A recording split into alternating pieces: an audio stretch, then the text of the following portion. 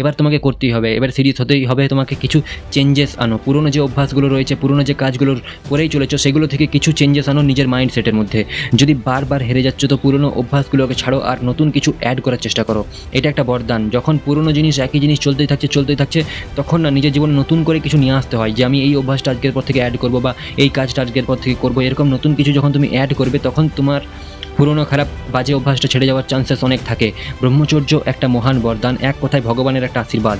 এটা তখনই তুমি লাভ করতে পারবে যখন তুমি নিজেকে সংযমের মধ্যে রাখবে, নিজের মনকে কন্ট্রোলে রাখবে, নিজের ইন্দ্রিয়গুলোকে কন্ট্রোলে রাখবে এবং নিজের বিচারকে শুদ্ধ পবিত্র করবে, নিজের বিচারকে সঠিক করবে, ভালো করবে, সৎ করবে। এবং যে খারাপ জিনিসগুলো রয়েছে, যেমন মাস্টারবেশন করা, মা বোনের দিকে, শরীরের দিকে খারাপ নজরে দেখা, এই আজে বাজে নেশা করা, সিগারেট খাওয়া, মদ খাওয়া, গাঁজা খাওয়া, সব যে বাজে সব নেশা আছে, নিজেকে কোনো মানুষের সঙ্গে অ্যাটাচমেন্ট করে রাখা, আসক্তি রাখা, রাগ করা, ক্রোধ, হিংসা করা কারোর সঙ্গে, এই সমস্ত জিনিস, এই ব্যভিচার যতদিন না তুমি ছাড়বে ততদিন তুমি ব্রহ্মচর্যের লাভ ওঠাতে পারবে।